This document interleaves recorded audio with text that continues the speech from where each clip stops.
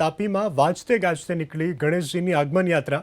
બાપાનું વિસર્જન તો વાજતે ગાજતે કરાય છે, પરંતુ છેલ્લા કેટલાય વર્ષથી આગમન યાત્રામાં પણ ભક્તો મોટી સંખ્યામાં જોડાય છે.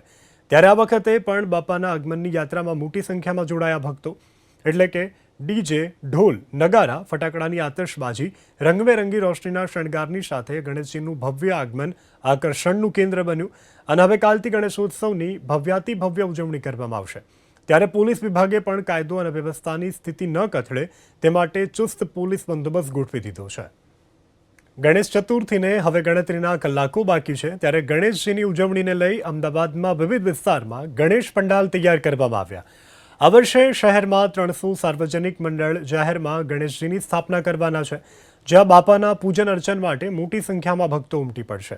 જેને લઈ અને કોઈ દુર્ઘટના ન બને તે માટે પણ તૈયારીઓ કરવામાં આવી. મંડળના અગ્રણીઓએ 108 એમ્બ્યુલન્સ કર્મચારીઓને આ મુદ્દે જરૂરી માહિતી ઉપલબ્ધ કરાવી છે.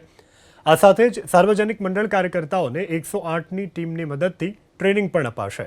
ઉમંગ અને ઉલ્લાસની સાથે ગણેશોત્સવની ઉજવણીનું આયોજન કરવામાં આવી રહ્યું છે.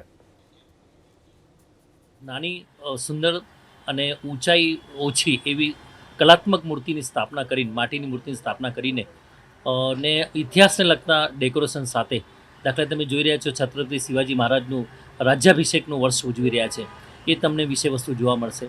અખંડ ભારત, જે પૌરાણિક જે આપણા મંદિરો છે, પૌરાણિક આપણા કથાઓ છે, પૌરાણિક પાત્રો છે, એમનું પણ માનો ક્યાંક તમને પ્રદર્શની જોવા મળશે. ને આ વખતે વિશેષ અમદાવાદની અંદર બધા પંડાલની અંદર ભારત માતાનો ફોટો મૂકીને ભારત માતાની આરતી, ગણેશ દાદાના આરતી સાથે ભારત માતાની આરતીનું પણ એને ગાન થશે. એનાથી એક રાષ્ટ્રભાવના, રાષ્ટ્રચેતના ને સૌ સમાજના લોકો આ કાર્યક્રમમાં ભેગા થઈને આ ઉત્સવ અતિશય આનંદની સાથે ઉજવાય એવી રીતે તૈયારી